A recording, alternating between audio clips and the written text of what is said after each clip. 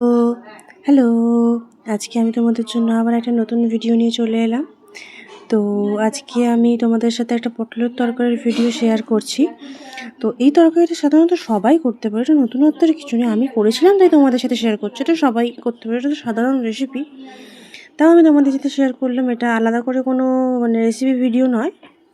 আমি একটা পটলের তরকারি বানিয়েছিলাম, এই তোমাদের সাথে শেয়ার করলাম। তো দেখা যায় কীভাবে বানিয়েছিলাম। তো কড়াটা হালকা করে গরম করে নিয়ে ওতে কালো জিরে ফোড়ন দিয়ে অল্প একটু হিং আর অল্প একটু লঙ্কা ফোড়ন দিয়ে ভালো করে তেলটাকে গরম করে নিতে হবে।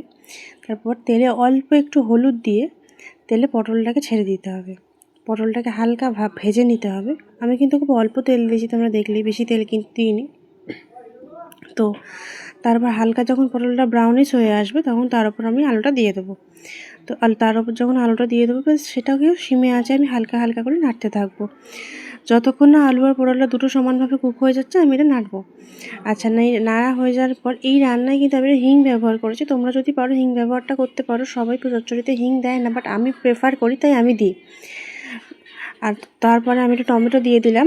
টমেটো বাড়িতে থাকলে দেবে, টমেটো না থাকলে স্কিপ করে যাবে। বাট আমার মনে হয় টমেটোটা দিলে কি গ্রেভিটা একটু ভালো হয়। তো এখানে টমেটোটা দেওয়ার পরে আমি এটা নেড়ে নিচ্ছিলাম। তো তারপরে এটা ভাজা হয়ে গেলে এটাতে আর কোনো কাজ নেই। এটা দেখো ভাজা হয়ে গেছে। এরপরে অল্প একটু নুন আর অল্প একটু হলুদ দিয়ে আমি এটাকে ঢাকনা দিয়ে চাপা দিয়ে দেবো। এটাতে আর এটা নর্মাল একটা তরকারি, এটা সবাই করতে পারবেন। ইজি অ্যান্ড শর্টকাট বাটি চচ্চড়ি বলতে পারো এটা, আলু পটলের বাটি চচ্চড়ি। তো বাটি চচ্চড়ির রেসিপি খুবই ইজি হয়। তো বাটি চচ্চড়ি তুমি কিন্তু বাড়িতে মানে ঝুট ঝামেলা যখন থাকবে, মানে বাড়িতে যখন ঝুট ঝামেলা থাকবে তখন তুমি তাড়াহুড়ো করে কিন্তু এই রান্নাটা সবার জন্য করে সার্ভ করতেই পারো। এর সাথে গরম গরম একটু রুটি বা একটু মুড়ি যদি খাওয়া যায় না, খেতে খুব ভালো লাগে। পরোটাও করতে পারো, পরোটা খেতেও এর সাথে খুব ভালো লাগে। অল্প বাটি চচ্চড়ি না করে দেওয়ার কিছুই নেই, টুক করে, কারণ বেশি টাইম তো লাগে না। তো যাই হোক, এই রান্নাটা আমার কষানো হয়ে গেল। কষানো মানে বলতে গেলে ভাজা হয়ে গেল আলু আর পটলটা। তো আমি জল ঢেলে দিলাম। তো নুন হলুদ তো আগেই দিয়ে দিয়েছি। তো আজকের ভিডিওটা এই পর্যন্তই। তোমাদের আমার ভিডিও ভালো লাগছে কি লাগছে না সেটা তো তোমরা কমেন্ট করে জানাতে পারো মাঝে মাঝে, ইচ্ছে হলে জানিও। দেখো আমাদের পটলের তরকারিটা হয়ে এসেছে। আমি তারপর জল দিয়ে চলে গেছিলাম ঘরে। এটা 15-20 মিনিট পরে আমি যখন আবার এসেছি দেখি তরকারিটা হয়ে এসেছে। এই টাইমটা অল্প একটুখানি নুনটা চেক করে নেবে, নুনটা কতটা হয়েছে। ঠিক আমি চেক করেছিলাম একবার, নুন ঠিক হয়ে গেছে বলে আমি আর নুন দিইনি। তোমাদের যদি নুন কম লাগে একটু নুন দিয়ে দেবে, যে যেরকম নুন খায় সে সেরকম তো নুন দেয়।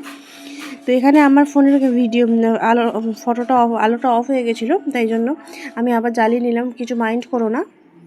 তো আজকের ভিডিওটা এই পর্যন্তই রইল। যদি তোমাদের ভালো লাগে আমার ভিডিওটা তাহলে বলো, লাইক করো, কমেন্ট করো, সাবস্ক্রাইব করো। আর আমার এই ছোটো ছোটো ভিডিও, ছোটো ছোটো রেসিপি দেখতে তোমাদের কেমন লাগে সেটা জানিও।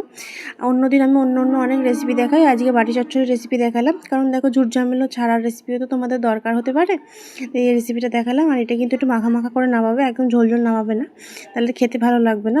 পারলে লাস্টে একটু কাঁচা তেল ছড়িয়ে হালকা 1 মিনিট ফুটিয়ে নিয়ে নামিয়ে দিতে পারো, তাহলে জিনিসটা খেতে আরও বেশি সুস্বাদু হবে। তো আজকের ভিডিওটা তোমাদের জন্য রইল এই পর্যন্তই।